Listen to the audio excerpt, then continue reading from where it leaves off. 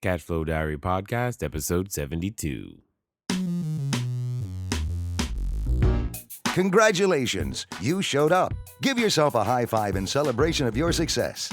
Welcome to the Cashflow Diary, where new and experienced investors come to take confident action towards their goals. Your host is a family man, a real estate entrepreneur, investor, coach, and instructor. As a master facilitator of Robert Kiyosaki's Cashflow 101 game, he's inspired many to begin their journey into creating cash flow for themselves and their family. And now, here he is to offer you the tools required to earn the income desired. Your cash flow coach, Jay Massey. All right, and welcome to another episode of the Cashflow Diary Podcast. I am Jay, your host, and I'm so glad that you have decided to tune in one more time. Are you starting to look forward to these? I know that we do. We look forward to meeting new entrepreneurs, finding out new information, growing, becoming bigger, better, badder business owners, because information is so freely available, and more importantly, we have access to it. And we now can learn straight from the source of exactly what we need to do to make our businesses better and grow cash flow. That's what I get excited about. As many of you know, if you're joining us for the first time, there's a free course sitting there for you at learninvestingnow.com. Learninvestingnow.com. It's just sitting there saying, hey, take me, because that way you have a shot at going out there and learning how to transact real estate using none of your own money and or credit. Now, some of you are like, you know what, that's fine, that's great. I don't have the time to learn, but I have nothing but 24 hours a day, and I would love to earn. Great. So you're going to go over to begininvestingnow.com. We've got a number of cash flowing assets sitting there waiting for you. If you want to be on the list to be notified when new assets are available, that's going to be the way to get it done. So today we're going to go where no man has gone before. No, I'm just kidding. We're going to talk a lot about the reasons you might want to be in business. One of the most important things, in fact, that comes to business is it's a skill set game. You know, I find and I have found that a number of people are working in jobs or that they don't necessarily like or want, but they're doing it because of they're missing one basic skill set. And for me, that basic skill set is the ability to generate interest and or a lead in whatever product or service you might be offering. Today's guest is an expert in that, and most importantly, and I think very interestingly, he's a graduate of the Virginia Military Institute and grew up in a military family, just like me. This is going to be fun. His father was a lieutenant general in the Army, same branch. This is getting even more interesting. And he has had family serving in the military dating back to the Revolutionary War. Now, wow. That's what you really call a dedicated military family. He served as a U.S. Army artillery officer in Germany, where I grew up, at the height of the Cold War. So I'm excited to hear what he's got to share with us about business. I'm almost willing to bet that some of the lessons that he learned while in the service and probably even at home filter into his business success today. So do me a favor and welcome Mr. Douglas Burdett. Douglas, you there? Yeah, thanks. Good to be here. I'm glad you could take some time to invest here with us, and we're definitely excited to be here and just find out a little bit more about who you are, what you guys are out there doing, how you're continuing to create success, not only for yourself, but also for the clients that you serve. One of the things that I always like to start off with is that I tend to view today's entrepreneurs like yesterday's superheroes. So, you know, we have all been exposed to superheroes of various kinds, be that, you know, Batman or Wonder Woman or Aquaman or the Wonder Twin Powers or Space Ace or whomever, but they all have an origin story. So, you know, somebody gets hit by radioactive waves and then suddenly they have special powers and decide to use them for good. My question to you, sir, becomes, you know, before you were, you know, Douglas Burdett, what were you doing before? What led you to be doing what you are now? What was that transformation process look like? Because, you know, we're not all just born with a cape on one day. We slowly turn our way into that. And I'd love to know a little bit about your journey and how that happened for you. Well, I wasn't hit by kryptonite, but I can tell you that I have been hospitalized twice from concussions sustained in boxing injuries. So I think that could tell you two things. One is I'm not a very good boxer, but two, at an early age, I learned how to take a hit. And I think there's some translation into the other, the entrepreneurial world, where if you've done that and maybe played football and you've gotten knocked around quite a bit, you realize that it's not the end of the world, and you got to kind of get back on that horse and keep going. In terms of my story, like I said, grew up in the military family, and I went to VMI, and then I was in the Army for 3 years. And what happened there is, as you mentioned, I come from this military family, and I think this applies to some of the entrepreneurs and people who are soon to be entrepreneurs, is that I watched my dad, probably like your dad, and being in the military was like a calling for them. It was like being a priest or a teacher, or I mean, it was their life. And I was in, and I liked it, but I didn't love it. And I think I looked at that and said, you know what? I've got to find something that just fires my passions and is something that I could see myself doing and be interested in it. So I got out, and I went back to school and studied business, and then went off and worked on.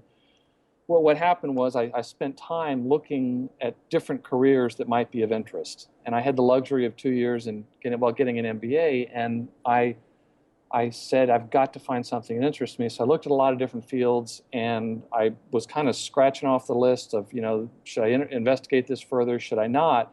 And I stumbled upon advertising through some friends that had suggested I look at it. I went to a professor and said, what's one book I could read on this so I could determine if I want to pursue it or move on to the next idea.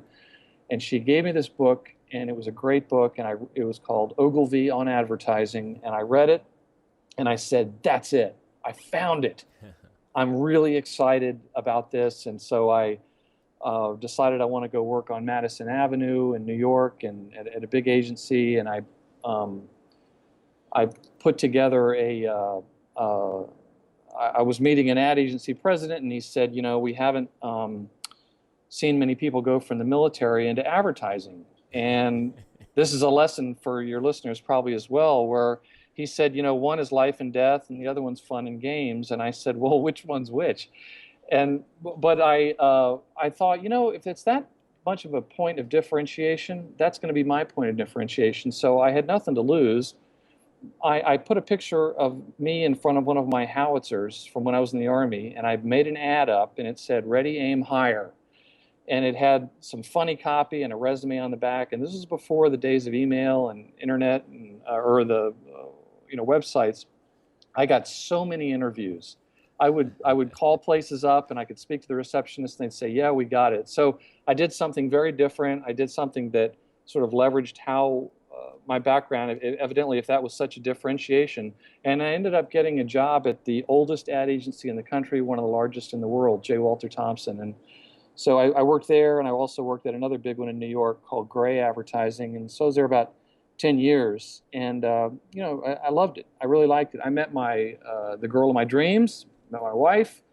We got married, and our son was born there. And like a lot of young families, we decided we want to get out of Manhattan. So we found out that we could both do the same thing we were doing in Virginia. And so we moved, and I worked at a firm for 4 years.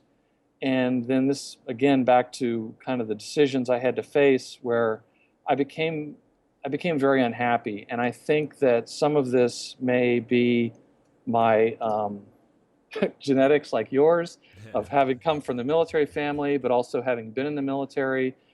And my wife said, you guys, if you're not well led, you insist on taking charge. And that was exactly what happened.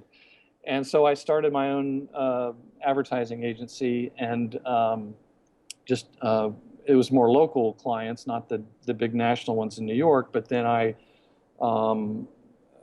did that in traditional advertising. But then what happened was, and I hope another lesson for entrepreneurs out there, and it's also sort of tied in with getting knocked out in boxing, was along the way, the advertising world has changed, and it really started changing dramatically within the last 5 years. And it was really troubling because it was a field I still loved and liked a lot, but it was kind of going away. And I liken it to maybe a travel agent 20 years ago who's saying, this is all kind of going away. This is all changing, and Mm-hmm. there's no shortage of industries out there that have just been turned upside down by the internet and marketing, hopefully most for the good. So what I did was I said something has to change. I've got to evolve this, and that's where I hired a consultant who was a new business expert for ad agencies.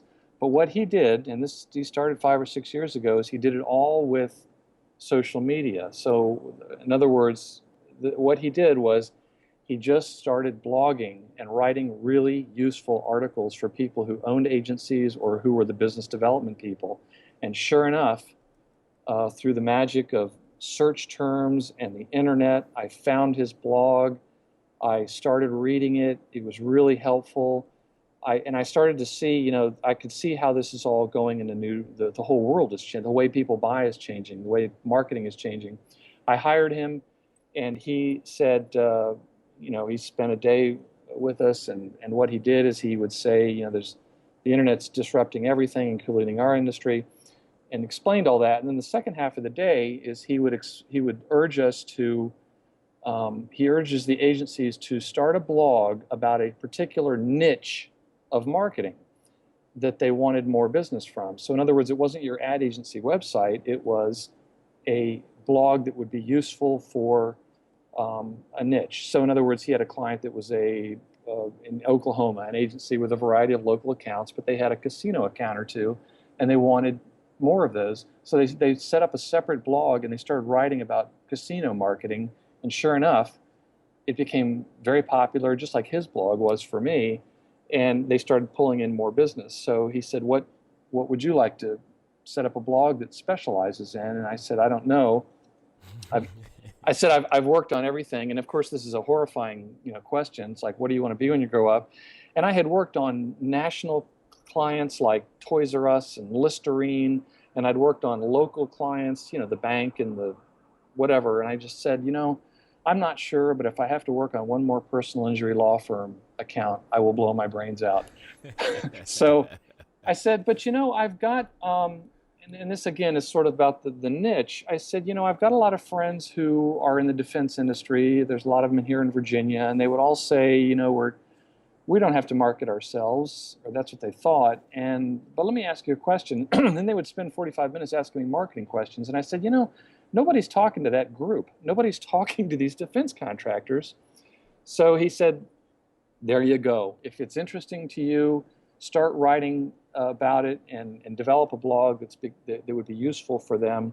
So I did, and I named it Fire Support, which was a term that defense contractors would understand, meaning artillery or air support for ground war fighters on the ground. And I started writing about it and researching it and talking to a lot of people and just publishing content. And sure enough, I started attracting a growing audience and speaking gigs and clients, helping defense contractors, which is interesting because most of my business is working with business-to-business companies. So this is the long answer to your question, but it kind of brings you up to where I am, which is I have this business-to-business marketing agency, and there's a blog there, and that's going well. But then I've also got this other blog about defense contractors, and oddly enough, it's turned into a floor model for people that aren't even in the defense industry, where they say, we see what you're doing. We see how you're using content to attract the right kind of traffic to build your credibility and your thought leadership and your client base.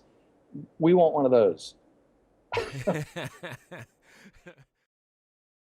Okay, if you've ever been in any of the live events that I've done, we talk about this concept when it comes to specializing inside of your real estate. There are many different types of individuals out there, and oftentimes when we go into an investment, we just think, oh, well, we'll get anybody.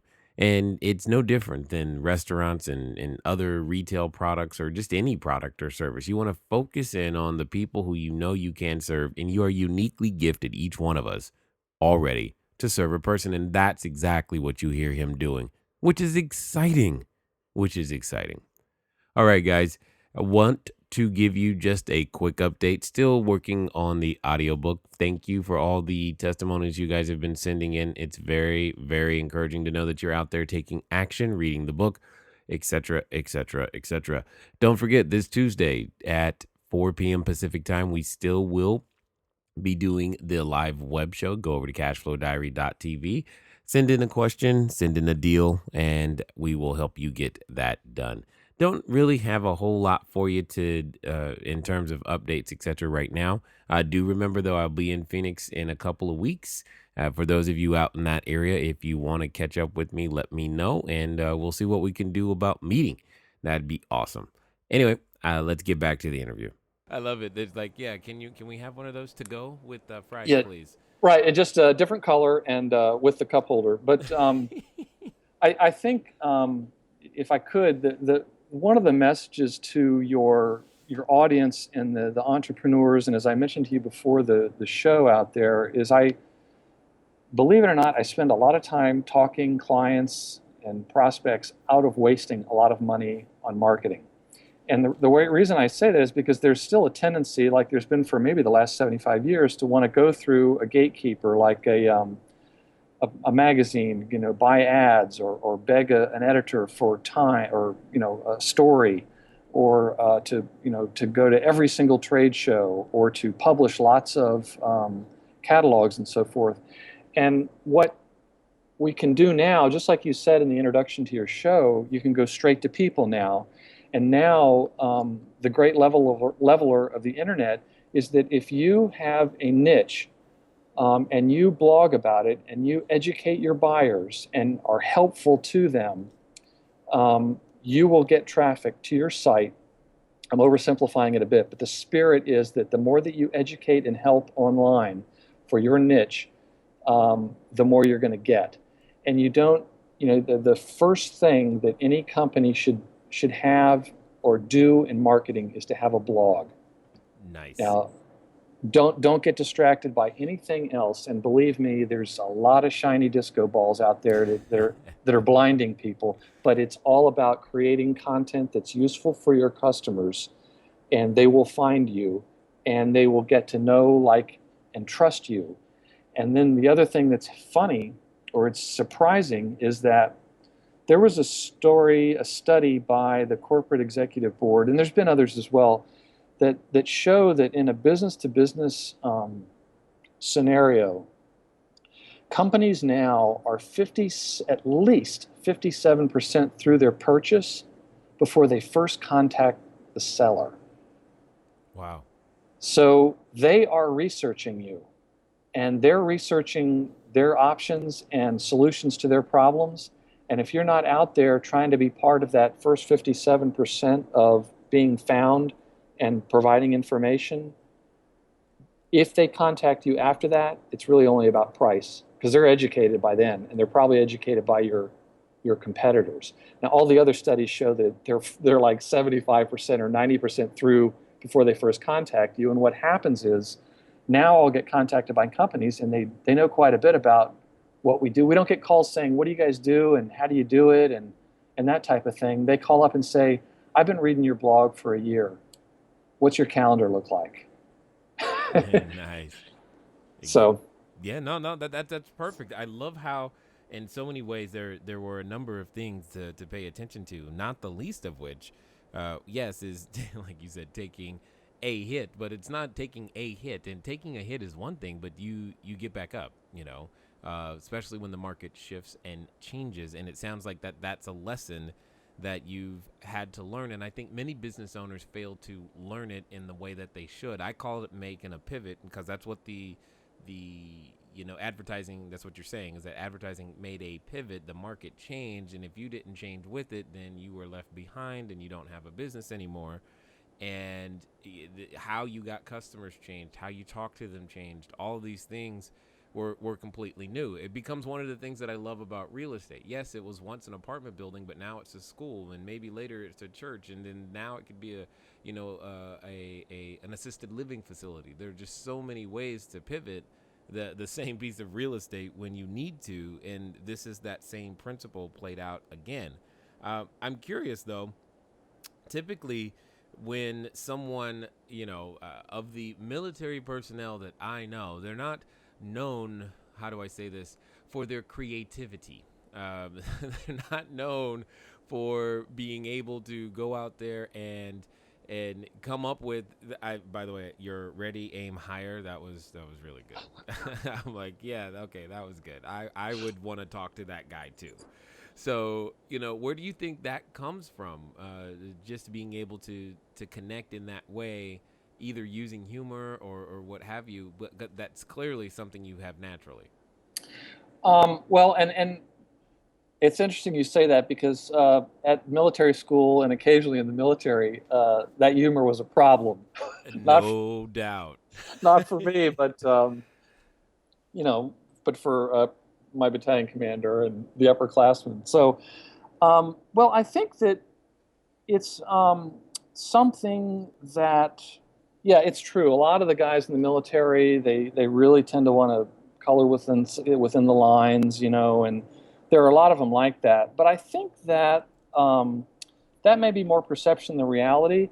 And one of the things that I certainly learned in the military, although you don't have to have been in the military to figure this out, is you would be amazed at the amount of creative problem solving that you're going to get when you hire a veteran.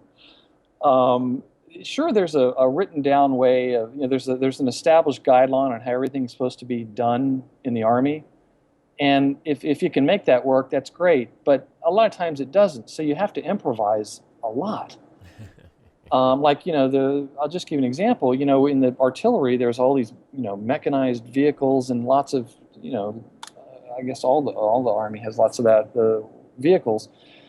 But there was a parts system, and this parts system, it worked some of the time, but it wasn't as efficient as the private sector. And there was even one artillery unit in Louisiana that received a ship anchor one day. I mean, it wasn't even the right armed service. They got this ship anchor. So I had a number of non-commissioned officers and soldiers who were very creative at trading parts and getting what they needed in order to get the vehicles moving, because we had to be technically ready to go to war within two hours. And so there's just other kinds of problems. There's lots of people problems that, you can try to understand, but you still have to. So I think that, the military certainly prepared me for some creative problem solving. And I think that the people who want to go off and start their own business, clearly there's a sickness that we all have. And I think that there may be a little bit of an authority problem. A little bit. So, but we can try and channel it into good ways. But I think that a lot of people that go and start their own businesses, they just at some point think, I've either got to be in charge, or I could do a better job, or I'm not happy. But they figure out a way to kind of improvise and overcome. So there was some creativity there. I remember my commander had said he thought I was, pretty creative, but just because you're not, funny or love writing or something, there are still very, very other creative ways that I encounter people when I was in the service.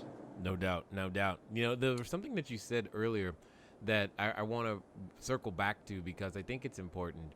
You said the guy that was looking to hire you was talking about one was life or death and the other's fun and games, and I'm just curious because I feel as if both of them are really life or death. One is, yes, for the freedom and safety of a country, but the other is, for the freedom and safety of a family individually, and especially financially. I see, what we do as entrepreneurs in providing jobs or clean, safe, affordable housing or energy or food or whatever it is that we're providing in our products or services as a necessary ingredient to the activities of daily living in so many ways. I'm just kind of curious as to how you see it. Well, I guess it reminds me of this notion I agree. It can be. It may not be life or death. It could be, but it's enormously important. And there's something that happens when people are buying something or selling something, and certainly real estate's involved. And I'm not a real estate expert, but um, when a person is buying, some in the business, when a business is selling to another business or is marketing themselves to another business, a lot of people think that it's a real rational, linear, logical process.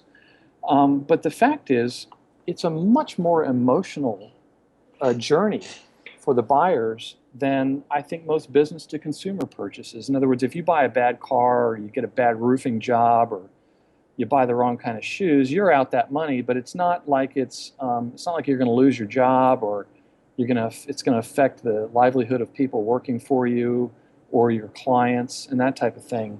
And when somebody's when you're if you have a business that sells to other businesses, you've got to remember that the people that are buying it are very emotional creatures. They're concerned about the success of their own company, their own career, their ability to make money.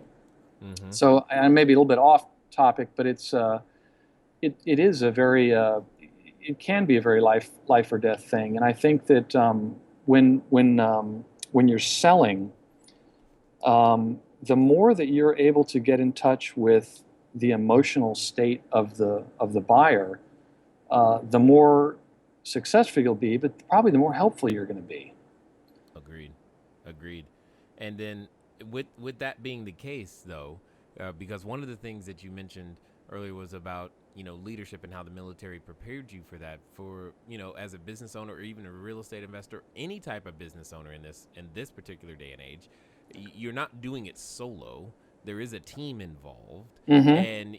and one of the most important quote unquote sales jobs you will ever do is that to your team and getting them to be enrolled in the vision and committed to actually executing the vision in such a way that, like what you say, if we're not well led, we insist on taking charge. I agree.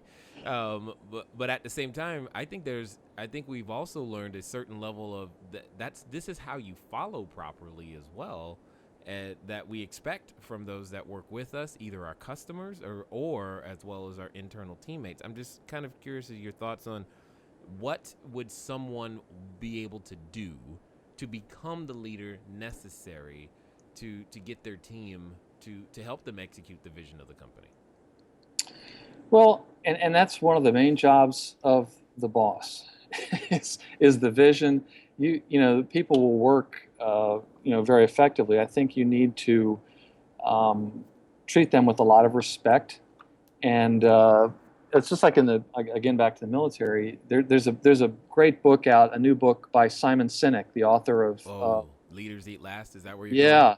going? And his book, the first time I'd heard of it, he said it was called Leaders Eat Last, and I already knew what the book was about, because in the military, you do not eat until every one of your soldiers has been fed well and is taken care of, And so you could characterize it as servant leadership, but I think people need strong leadership. They need to sense that they understand where the organization's going and how they fit in.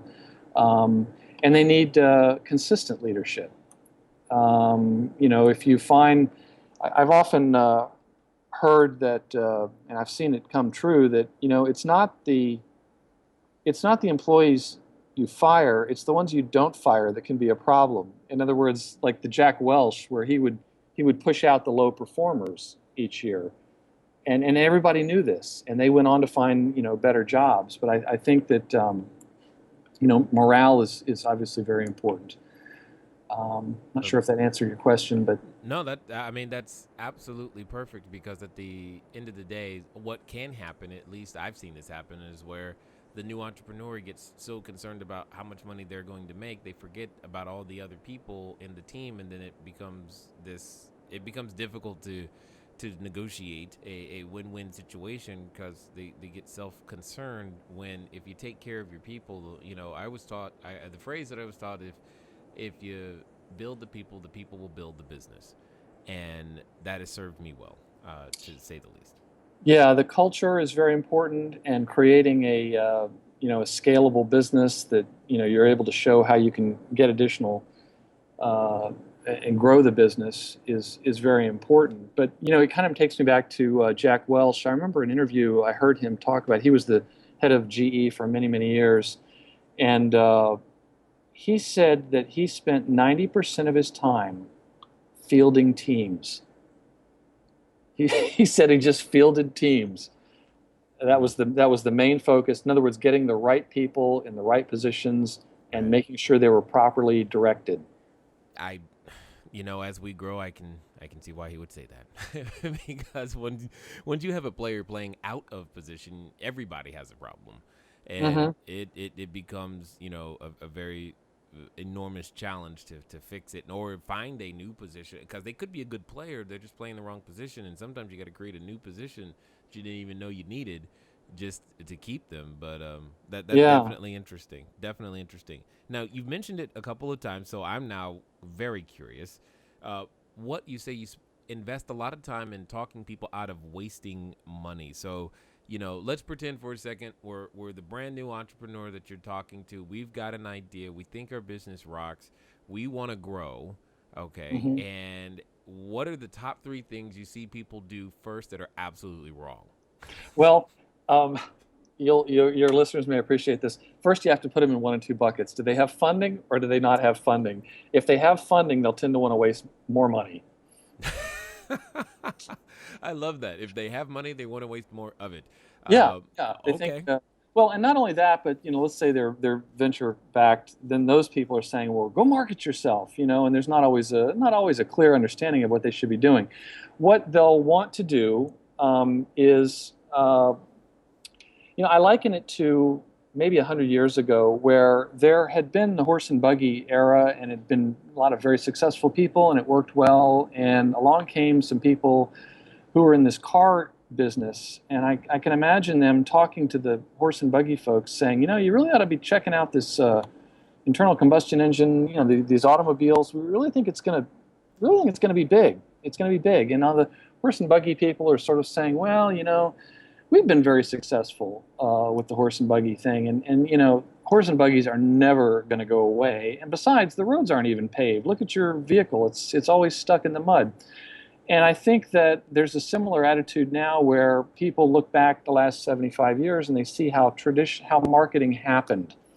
And the way marketing happened, for the most part, was it was interruptive.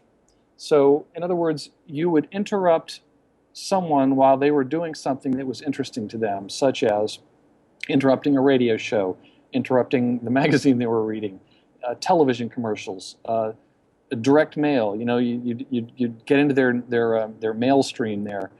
You could do cold calling for a long time, just interrupting people. We all are familiar with people who kept getting phone calls during the dinner hour. And finally, there was legislation. And then you could even interrupt people with email, where you could buy thousands of email addresses and just spam them like crazy. And now even that's against the law. And not only that, it's very, very bad for your ability to send real emails. So what's happening now is there's still a tendency to want to go and write a check and send a bunch of people to a trade show without a lot of preparation, run a bunch of ads if they can find places to run the ads, print up a lot of direct mail, half of which ends up in the landfills now. About 44%, I think, by one study, they don't even get open. So instead, and so you see how that there's that muscle memory in the part of the business world to want to go and do these sort of outbound interruptive marketing tactics. When in fact, because of the technology and the internet, like I talked about earlier, the way people buy has fundamentally changed. And it's a fundamental change, sort of like the way the world changed after the printing press was invented 500 something years ago. It just brought on all kinds of change and disruption. So now the customer is completely in control. They can tune out a lot of unwanted marketing messages. They can tune out other kinds of content. and they want to research and get the information before they go off and start to engage with the seller. So remember when I talked about earlier, the best thing you could do is to start a blog, and really a blog is it's a type of web page, but you can have a website, but if you're doing it right and you're publishing information that's very useful to your target audience, your prospective customers, most of your traffic is going to come through the blog, because you're going to be writing about solutions to problems, and then they're going to come to your site and say, "Oh, wow, this is really helpful. Who is this guy?" and then you take the relationship further there. You get them to download something and capture their email address, and you can start emailing them information that they've elected to get. So I think that now companies need to start out with thinking about who their prospective customer is, who their prospective buyer is, and what is it that they're interested in, and what kind of content can you create online, and then use social media to get it out there to draw them in. So in other words, now you have to be really useful or entertaining or interesting to get people's attention.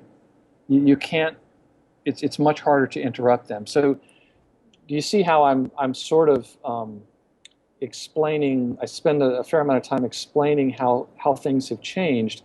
And oftentimes when I do that, when I'm talking to groups or whatever, they'll all say, "Yeah, you know what, that's how I buy." And so they'll say, "Wow, yeah, I guess that's true. And matter of fact, none of our salespeople can get through anymore." Oh, yeah, wow. I didn't think it applied to my business, but it's certainly the way that I, consume media and buy now. So, I'm trying to explain to companies that the priorities have shifted. It's sort of like, again, going back in history, I can imagine those guys like Copernicus or Galileo 500 years ago trying to explain that the world, the sun actually doesn't rotate around the earth. The earth rotates around the sun, where you're sort of explaining that, there's been this fundamental change, and that now success in marketing has less to do with the size of your budget and more to do with the size of your brain. What kind of thought leadership and content can you produce on a website to, and then use all the other, bits of that marketing solar system to pull people towards you. So it's like in the past, here's a visual for you. There was a bullhorn where you could shout at people and tell them what to do, which was great, frankly. I mean, I loved it, but it no longer works. Now your business your marketing has to be like a great, big, powerful magnet pulling people toward you. Nice. Now, there's a phrase that I started using a few years ago. I was like, you educate to dominate. He or she who educates the market dominates that market. And one of the things that I like about what you're saying is what used to be driven by a pocketbook is now driven, just by, as you said, by time. So if you're willing, what I hear is, we can take one resource instead of converting, investing a significant amount of upfront cash. What we need to invest is an upfront intellectual capital in publishing that in various forms to find the people who resonate with it, and then give them an opportunity to participate with us in some way. That's literally what I feel like I'm hearing from you. Yeah, that's a good description, and it's real important that there's a lot of for me to get tactical and practical here. There are a lot of companies that want to use social media, but you've got to base everything on your own site that you own, like, with your own URL, because you own that. That's never going to change. There are companies out there that tried to market their business through Facebook, for instance. I'm not attacking Facebook, and now, like a company page where the companies spent a lot of time and effort and money trying to get people to like their page so they could communicate with them through Facebook. Mm-hmm. Now, Facebook is only showing about 1% to 2% of your messages on your Facebook page to your fans. Wow. So now, why are they doing that? They want you to pay them to show it to them. So there's kind of so as a result, what you want to avoid with social media is don't build on rented land. All these social media platforms come and go and they change. You want to make sure that you're always driving pay people back to your site. Well, you realize that's also true for real estate. We don't like to build on rented land. I want to own the land when I Exactly. So your audience is really going to get that. But that's an expression that people, seem to understand. And I guess the other relationship between this content that you need to publish and the social media is, in the words of Jay Baer, the marketing author, content is fire, social media is gasoline. Social media is great for spreading your message and getting your helpful, useful content out there, but don't invest a lot of time and money in your social media if you don't have some sort of content strategy. And the other thing that is very, very different now from in the past is that in the past, when you wanted to market your business, a lot of it was writing a check and you were renting eyeballs, or you were renting people passing by your trade show booth, or whatever. In other words, just like with Google AdWords, those ads will come up as long as you're paying the money. But the minute you're not paying the money, it goes away. With this content that you produce that is on your company website, you own that. And that's it's like making a deposit in a savings account, because over time, more and more people start discovering it, and it comes up in the organic searches, and you own it. You will get leads from blog posts you've written 4 years from now, or 4 years ago. So in other words, this is the first time where people are in a widespread way owning their own marketing assets instead of renting their marketing assets. And I think that's something that your audience probably appreciates. Yeah, well, I love to charge renters money. I don't want to be the renter all the time, unless it absolutely makes sense. And one of the interesting things that I don't even know, I just recently ran into Jay Baer at FusionCon just a few weeks ago. Great. So I was just, his book was Utility, I believe. Yes, excellent book, and I recommend it to all of your listeners. And it talks about how, like what you said earlier, now, based on what I've said and what he says even much more articulately in his book, the more helpful you are, the more you're going to sell, the more useful you can be. So if you, let's say you have a company that is make it up, let's say you're a roofer, or you're a pool company, or you're a accountant, and you have blog on your website, and you are publishing articles that are basically answers to the top 25 questions you ever get, and the ones that you get over and over again, you will educate your prospective customers. They will appreciate it. They tend to want to hire people that have helped them and have demonstrated their expertise. By the way, when you have educated your prospective customers, not all of them are going to come to you, but you're going to get the phone ringing. And your closings, in many industries, they actually, your conversions start to increase because you've already educated these people. By the time you meet with them, you're basically taking the order. The less time you can spend educating them, the better. I'll give you an example of another entrepreneur, Marcus Sheridan, who is he still has a pool company here in Virginia. And around 2008, he was, nobody's buying real estate. They're definitely not buying pools. Somebody had embezzled money from them. In the IRS, they were in problems there, and so they were buying hundreds of thousands of dollars of advertising in D.C. and Richmond, in Virginia area.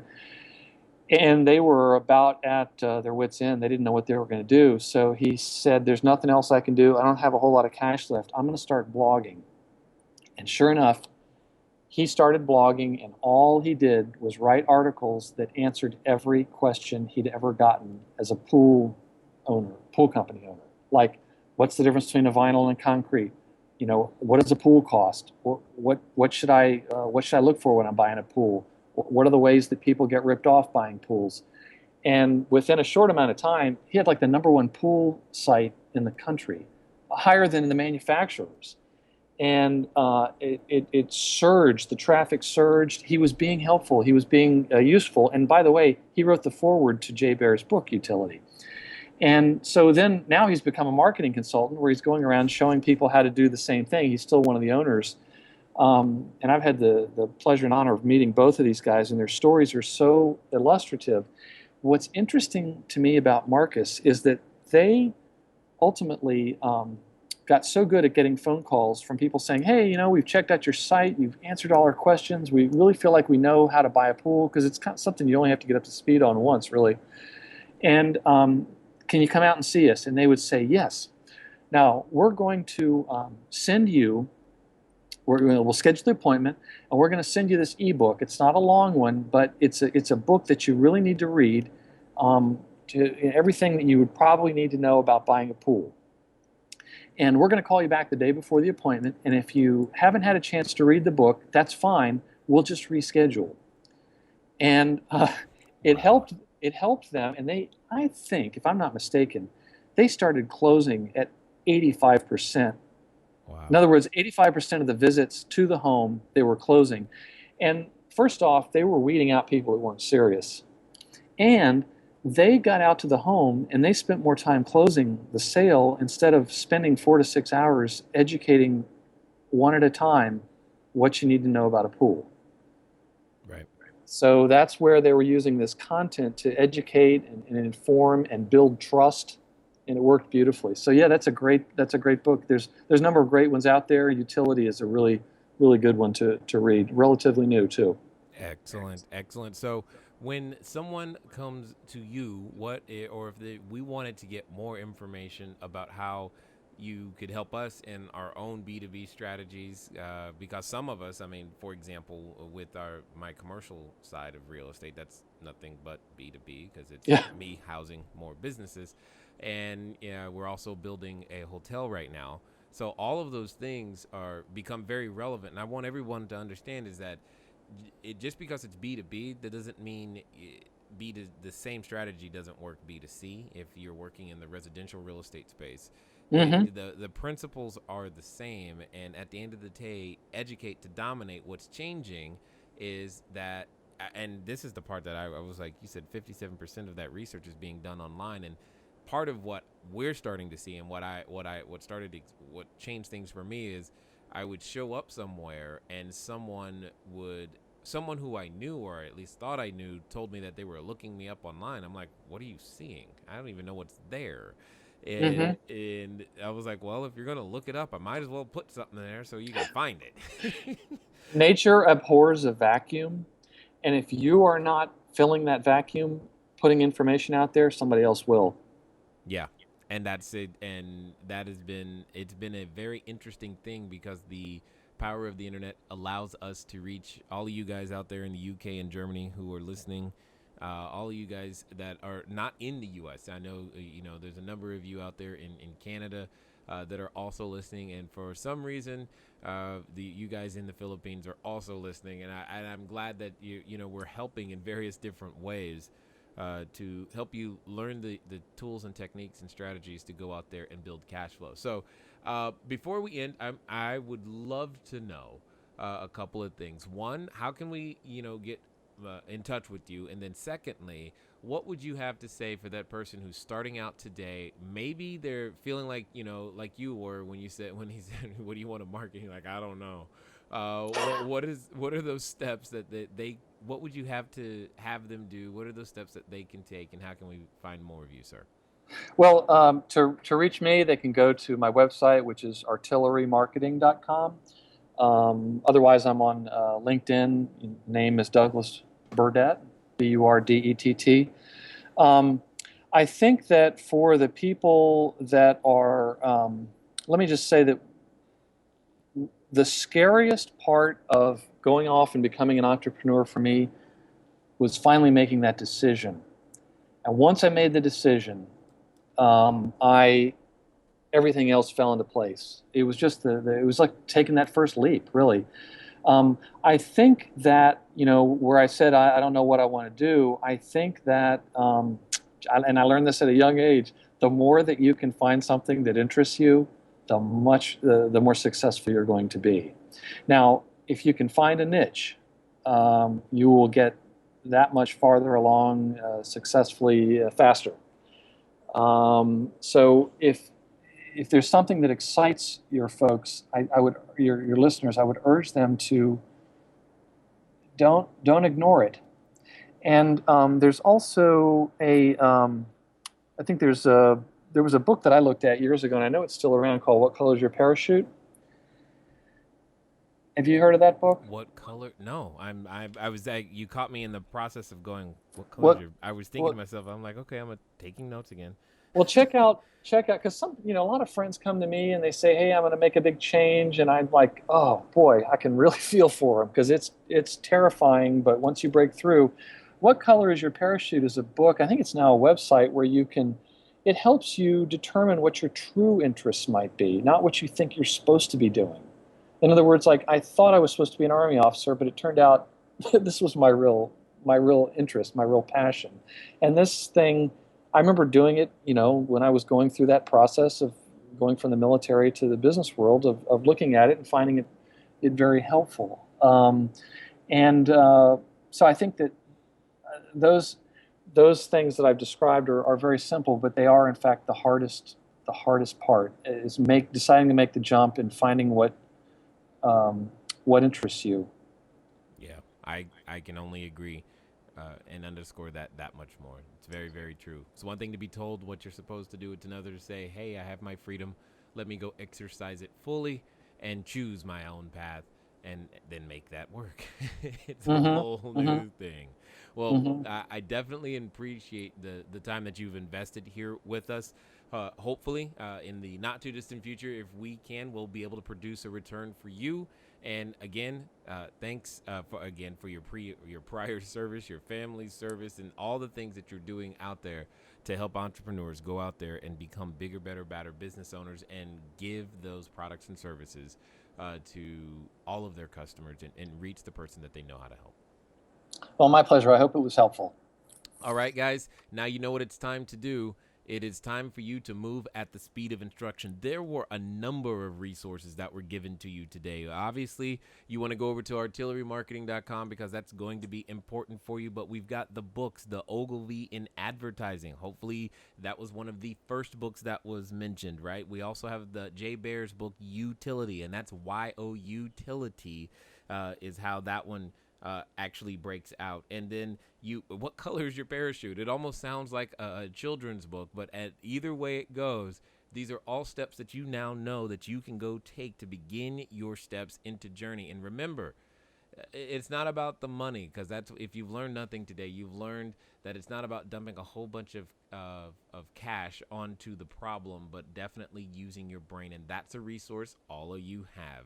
So I'm excited to continue talking with you guys and bringing more and more information that helps you as well as myself, so that we can go out there and become the investors that we know we already are. I look forward to talking to you guys soon. Until next time.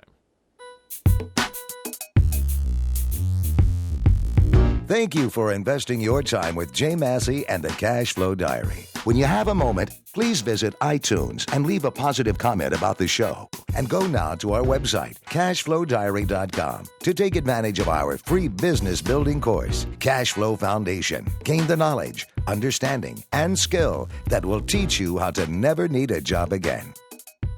Until next time.